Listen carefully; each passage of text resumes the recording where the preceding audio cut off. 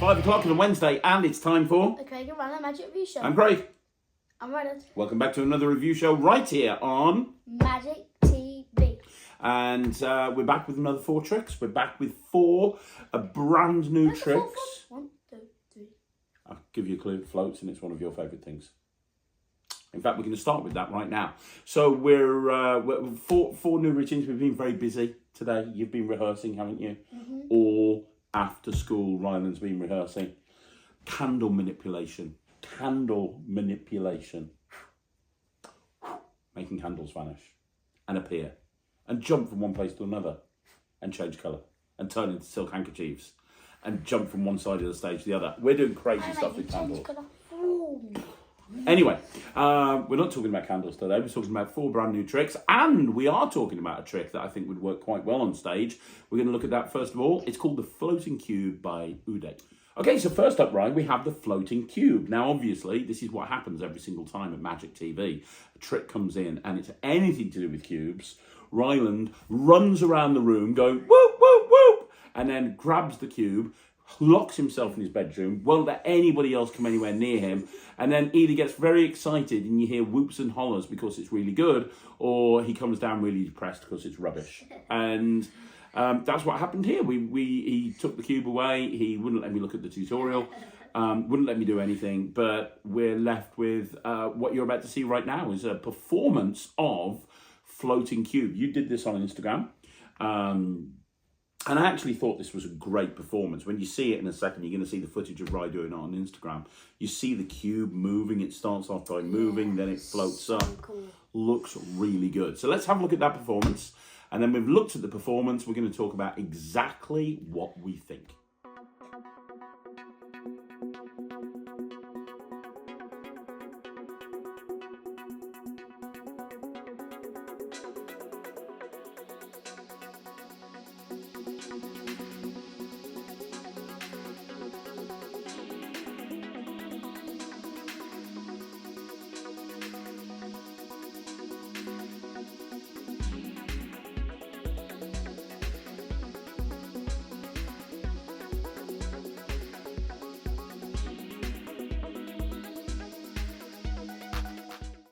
This is all on you, buddy. This is all on you. I kind of watched the tutorial after you, but not really. Talk to me about the whole thing. First of all, is it well made? Is it easy? What's the tutorial like? Live performances? Hit me up with the info, bro. Now, it's made out of polystyrene. Okay. But I think it will last a while. Unless mommy sits on it. Yeah. Okay. And it looks pretty cool. Look, is it my friend Javier doing the tutorial? Hav from Murphy's Magic? Yeah. Yep, so Hav's Wearing doing... his cap. Yeah, well, Hav's a great instructor. He really teaches things The well. Adidas cap. The Adidas cap, it's classic Hav. So, does he teach it well? How easy is it? Talk to me about I that. would say it's pretty easy. You got it down almost straight away, but you have got experience at levitating stuff. Yeah. You did tell me that after you'd rehearsed it a few times, the thread, I mean, I don't think we're giving too much away by saying it's a thread. The thread was breaking, right? I mean... Yeah, but it's easy to fix. Okay, so talk me through, is it self-contained? Like, if I want to do what you did on that Instagram video, can I just have the cube in my pocket and bring it out and do it? Or do I have to have it hooked up on me? If I have to have it hooked up on me, what's the hookup look like? Well, the hookup, you're not really going to see it. You just basically just put it on, and then you got the cube, and you're ready to do all the stuff. So you have to have it hooked up? Yeah. So what I'm trying to say is, let's say I was doing a walk-around gig. Yeah, that's what I'm saying. You could... Could I have it in my pocket? You could already have it set up, or you could have a hookup in your pocket and then put it on as you walk up to them. Okay. Is there a chance if it's hooked up? Because the hookup is a magnetic hookup, isn't it? Yeah. So do you need to be wearing something black in order for... Yeah, I would say you need to be wearing something black. Is that why you put a black hoodie on when you were doing the Instagram video? Yeah. So you need to make sure that... So the leverage point or the anchor point for the hookup is on your clothing and is needing to wear something black. Yeah. Okay. And once it's hooked up, could I put it in my pocket and leave it there and then bring it out and the thread would be okay, or would I be risking breaking it? If you've got a jacket pocket, then Yes, you'll be able to, because I would say actually put the hook up in your jacket pocket. Okay. So it'll go with the hook up, and then just take it out. Obviously, if you're in a jumper, just put it on. I'd say don't put it in your pocket, because then it's going from the inside around to the outside. Okay. And then if you zip it up on accident, the thread will probably snap. Okay. Considering it's so thin. Well, that's what I was going to ask you. I mean, you've got a lot of experience working with things that float. You do the dancing cane, you do the dancing hank, you do the super secret dancing thing that we're not going to be talking about because it's for your competition act.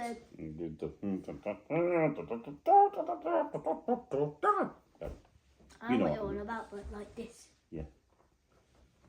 The sport. Like. No. What? Whatever. What are you on about? Yeah. I thought you were on about the. No. Yeah, but that's what we're working on as well. We are working on that as well, yeah. But that's anyway, why I was going like that, because I'm on the point is you've got a lot of experience with thread. And one thing that I know about watching you prep for your show a lot is that thread breaks a lot. The amount of time you're on stage in half an hour and you're like, I've got to re-spool my dancing hand, I've broken it. Yeah, but that wasn't my fault. No. It wasn't my fault when the dancing cane snapped either. No, that wasn't your fault. It wasn't my fault. No, it wasn't your fault. Definitely not my fault. A little bit your fault. Nah. Can we get it? No, not my fault. Can we get on with it? So the question I've got to ask you is, how easy is it to fix the thread on the cube?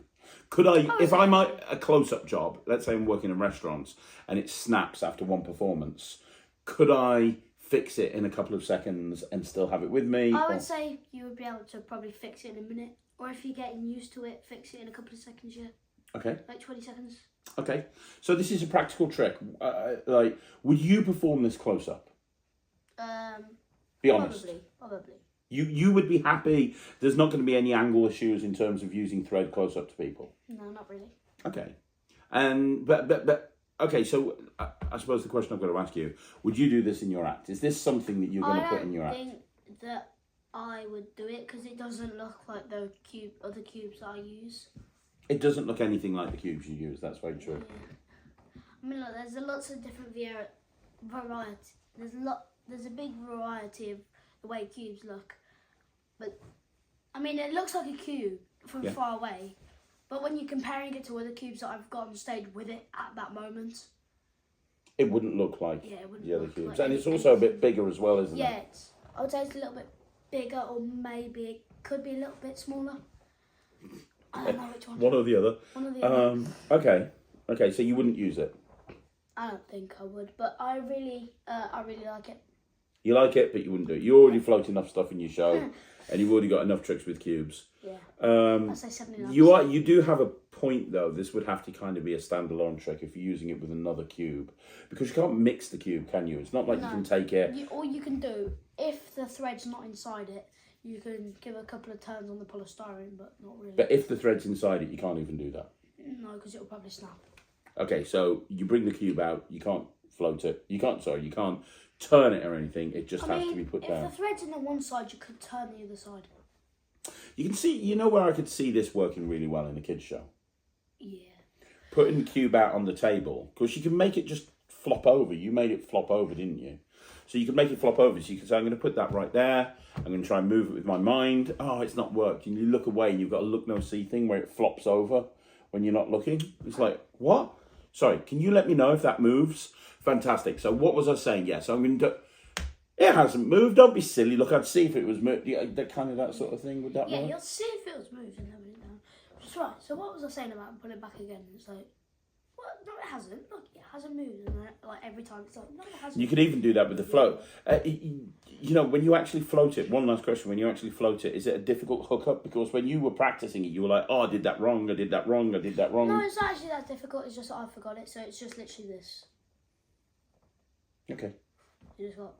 Kind of an S. You described it as an S, didn't you? Kind of, yeah, so... I'd say like a little O, so you go... So it's like...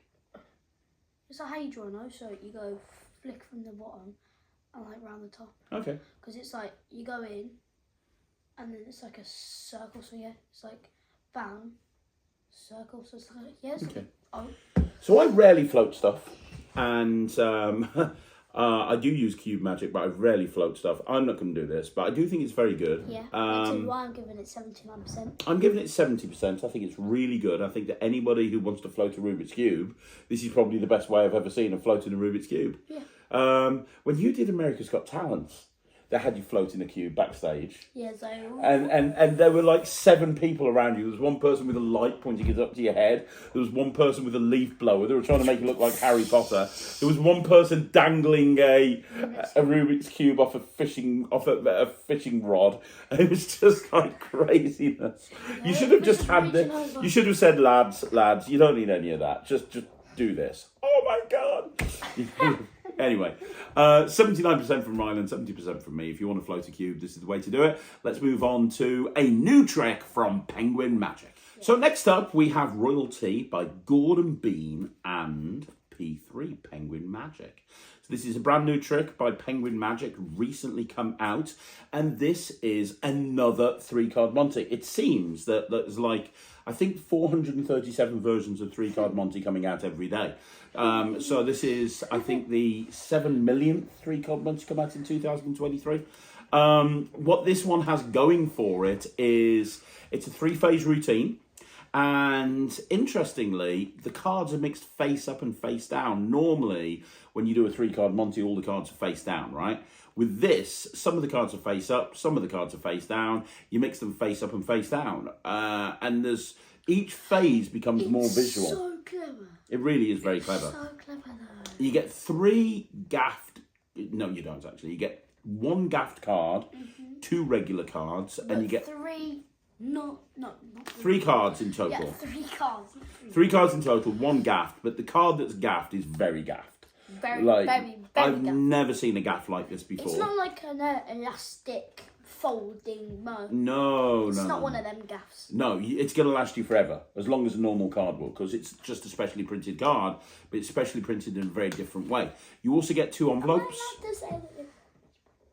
Yeah, you could do. Yeah, it's basically just misprint then. Yeah, it's misprinted in a very interesting way. Very interesting way. You also get 2 envelopes. Now, you only need 1 envelope to do the routine. You can see the routine. Can have the other one. No, because I'm actually going to do this. And the other envelope is to switch the cards out at the end so that you can end up having the cards examined. Yeah, but the thing is, I'm not saying this so I can get the envelope, but would they want to examine it though? Probably not. So maybe you can have the envelope. We'll see. But let's have a look at a performance of this first of all. So this is me performing this to Ryland behind the camera. Royalty. This is Royalty by Gordon Bean. Wait, not royalty. No, not Royalty. Royalty. Not royalty. I know, not royalty. Royalty. I get it. Royalty. Royal hyphen T. No, royalty. Royalty. Not royalty. I didn't say royalty. I said royalty. No, it's not royalty. It's royalty. Royalty. It's not royalty, it's royalty. Let's watch the performance. Okay, so I've got Ryland behind the camera, and I am going to show you a really cool, interesting version of the 3-card trick. Okay. Now I've got a little black envelope here, and inside the little black envelope, I have 3 cards. Now, the backs of the cards aren't important.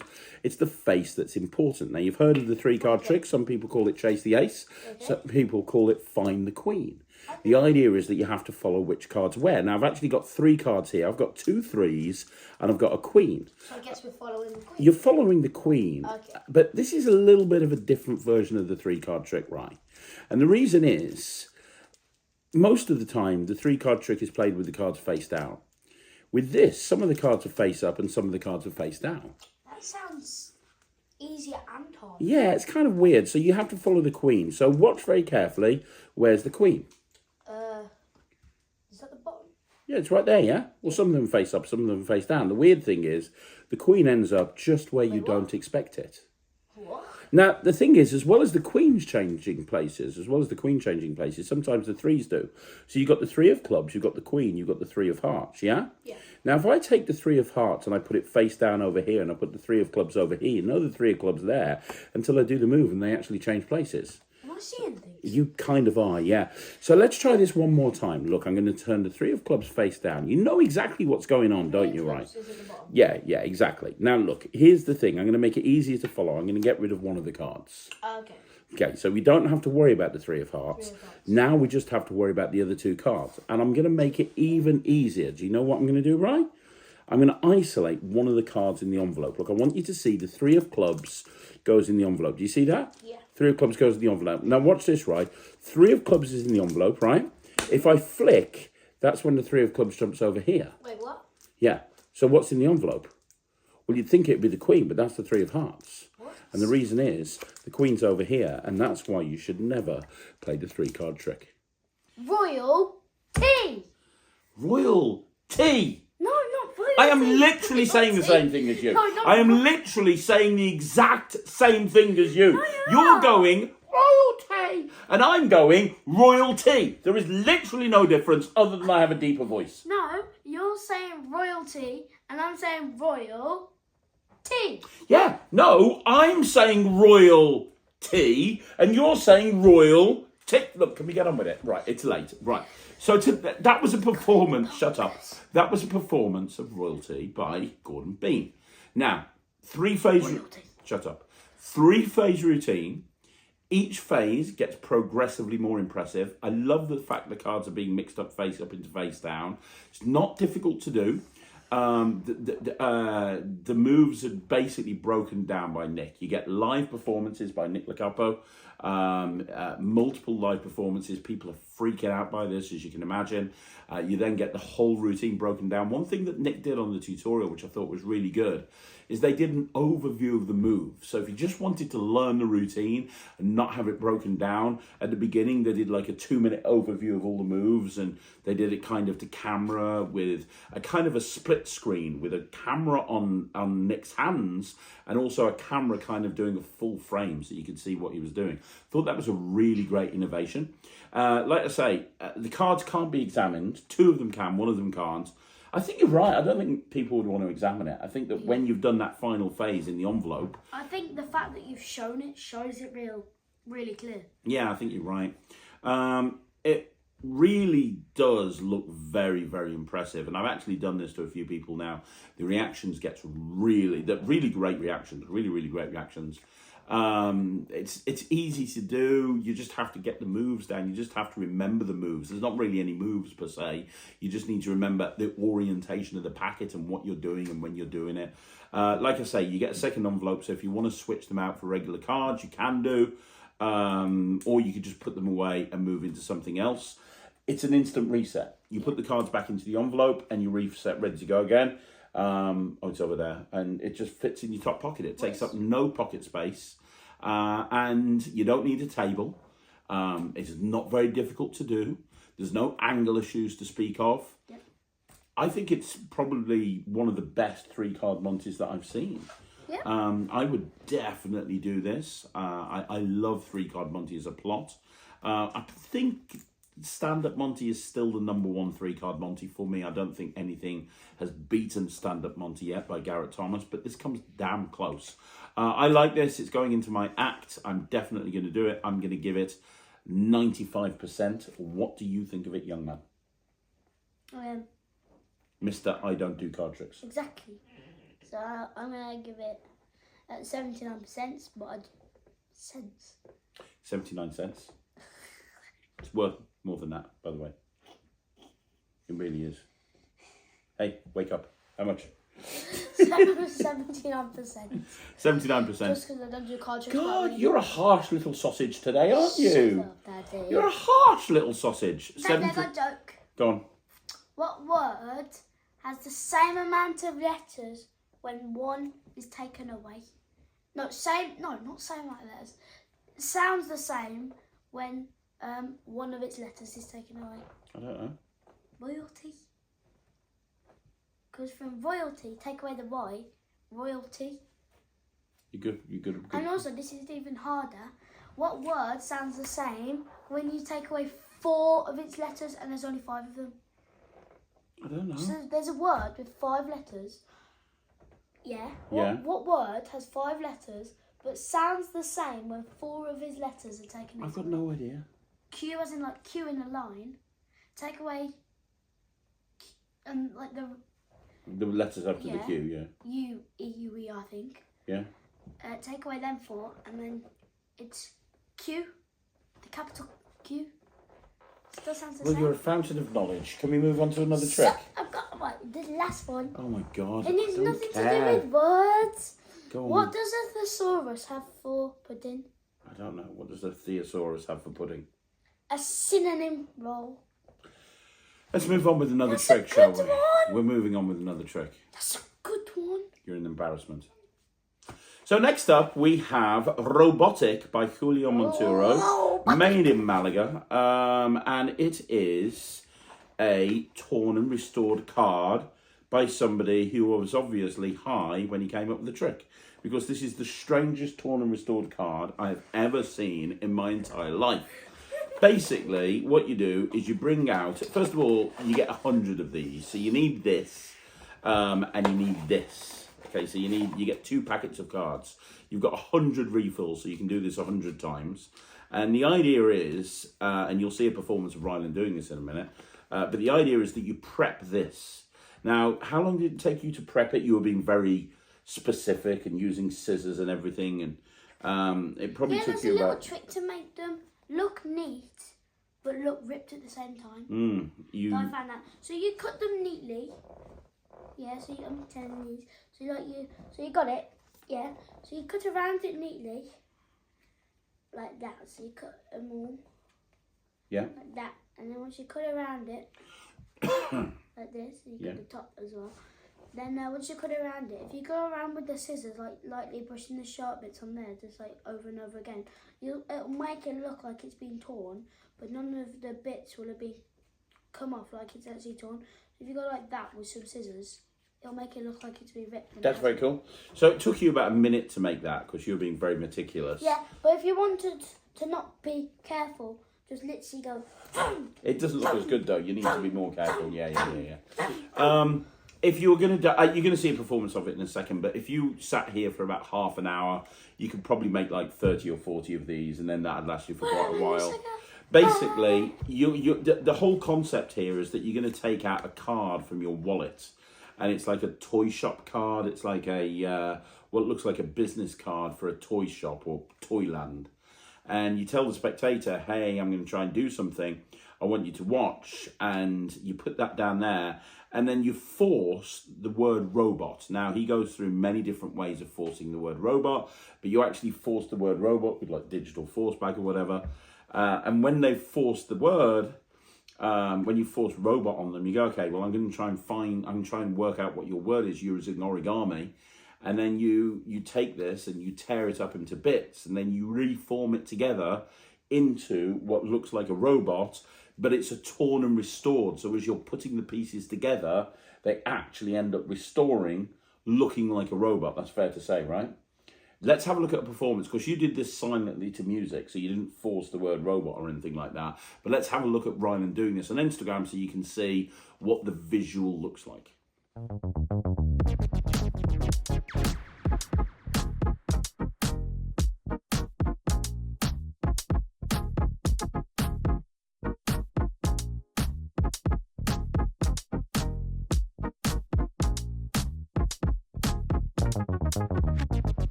So as with a lot of Julio Montoro effects, it's very low budget in terms of the video tutorial. It's very, very simple. It's just Julio to a camera, no live performances or anything like that. But he goes through everything with a fine-tooth comb.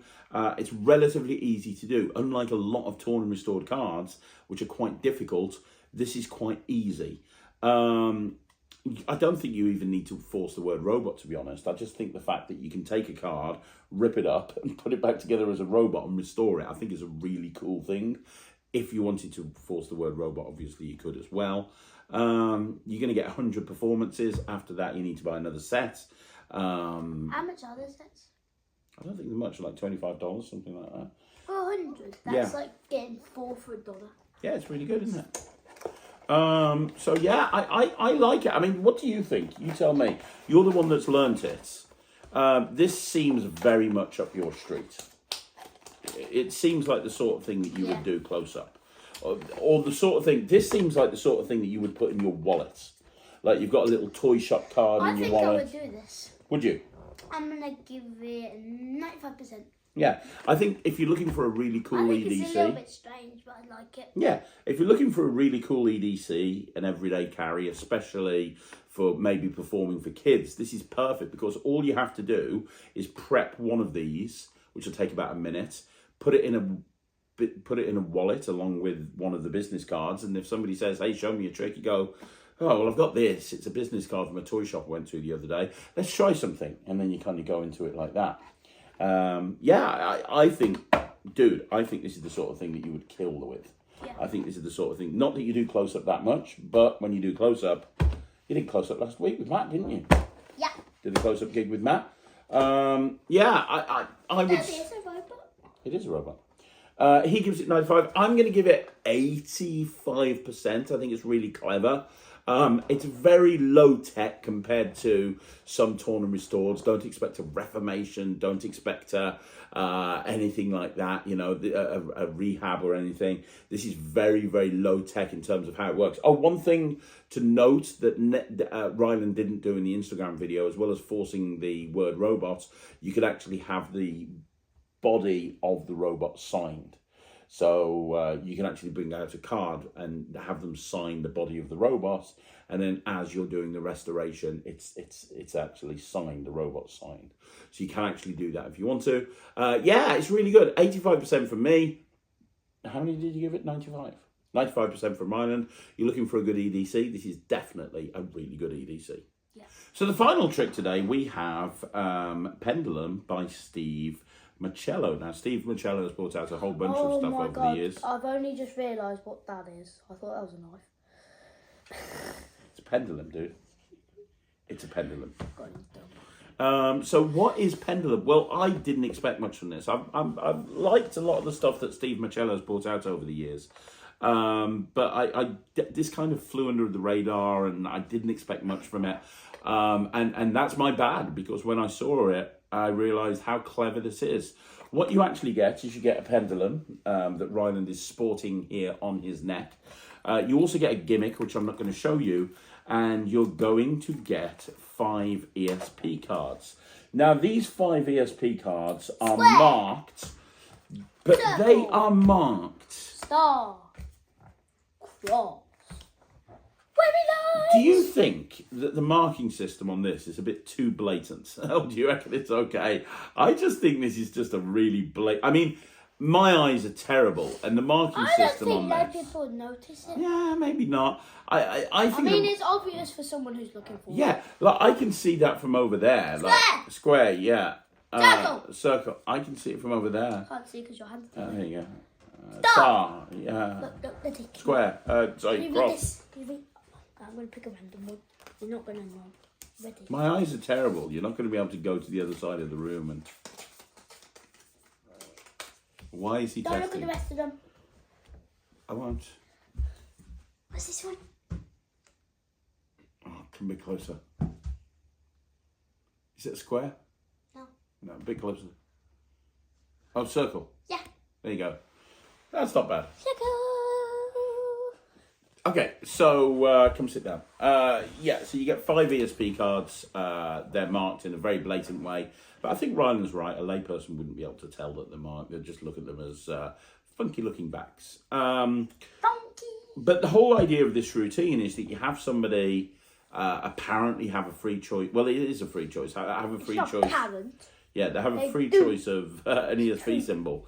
And then you use your pendulum that you're wearing around your neck in order to work out what the ESP symbol is they're thinking of. But it's very different to a normal pendulum routine. So and I'm not an expert when it comes to pendulum routines. My friend Tom Mullinger is. I'm not. But Let's see. so I've never done a pendulum routine in my life, to be perfectly honest. But this comes with a gimmick. That the whole idea is the spectator is holding onto this pendulum, and you're taking the cards and putting them underneath. And then one of them, their card, when you do it like that, the pendulum starts going like. And it really feels weird to the person that's holding the pendulum. It feels weird, like it's just moving of its own accord. Yeah, and you get a gimmick. It's like holding straight, and no one's touching it, and it starts going like this.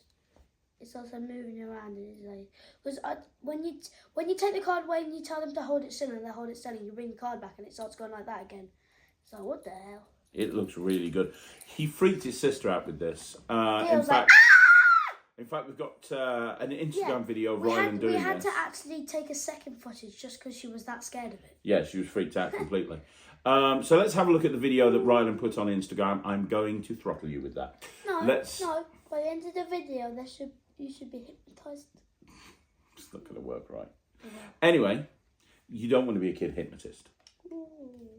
Stick to magic. Look, stare. And escapology. Stare. Thank you. Let's have a look at a video. Give it back. Let's have a look at a video of Ryland doing this on Instagram. Okay, so I've got my sister Thea here, and I've just took this off. So I've got some ESP cards here, and I'm going to give them a quick mix-up. Put them on the table. Thea, touch any one? That one. Are you sure? Okay, look at it, and then stack them up. Okay? Yep. Now I've got this. What I want you to do is I want you to hold that through your finger like that, but hold it steady above the table. Okay? Is that okay? Yeah? And then we're going to try do something really special with these cards. Let's see. Is it this one? No, it's not the circle. This one? It's not the star. Is it this one? It's not the cross. We got two left, okay? We'll try this one first. This one. Oh, something special happened. Hold it still. Hold it higher. Hold it higher. Yeah, it's definitely this one. So it's not the wavy lines, which must means it's a square. Was your card the square? Yeah. Clap. Okay, you can carry on. You crazy kid. So yeah, I mean, you just saw the video of Ryland performing this to Thea. You know, the gimmick that you get will literally take up no pocket space at all. In fact, I'd be worried putting it in my pocket in case I lost it. But that gimmick... No, it really don't take up no pocket space, Daddy. I mean, it takes up neck space, but it doesn't take up... No, I'm talking about the gimmick that you get with it. This... no, it takes up finger space. Yeah, well, it really does, yeah. Finger space. But you get a gimmick. The routine is very, very easy to do. The gimmick allows you to do this in a very self-working way. Literally, all you need to do is carry around the cards in your top pocket, have that around your neck, have the gimmick in your pocket, and you're ready to go. And you've got this really cool revelation of an ESP card. And there are other applications for this as well. You don't just have to use ESP cards. You could use this to divine playing cards. There's a bunch of different applications. What you have here is a system that allows you to create movement in a pendulum at any point you want to, when you're apparently showing random things, this pendulum, at any point that you want, you can create movement while the spectator's holding onto it and you're not doing anything. That's basically fair. So here's a question for you. I know you really like this. I really like this. Would you do this? I wouldn't. And the reason I wouldn't is even though I really like it. I would do it because I like this. You like the pendulum? Yeah. But would you do the trick? Do they do this in different colours? I don't think so. Oh, I wanted the green one.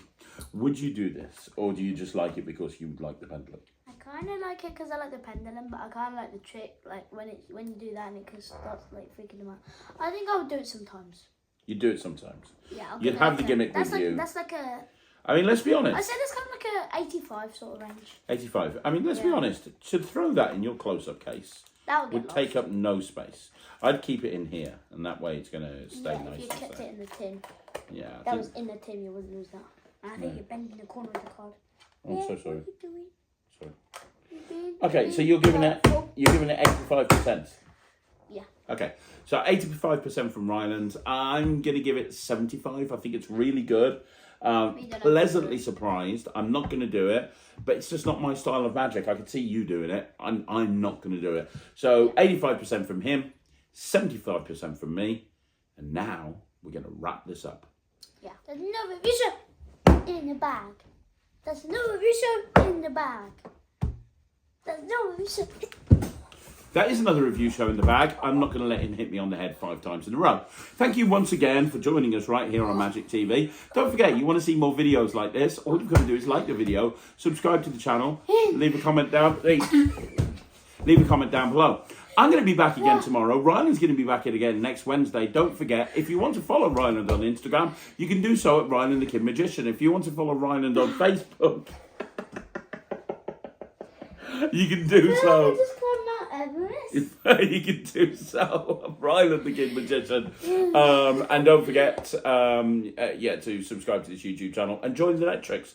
www.thenetrix.com. Cookies. We'll see you again. Thanks very much for watching. I'm Craig. I'm Ryland. We'll see you again. Bye, everyone. Bye-bye.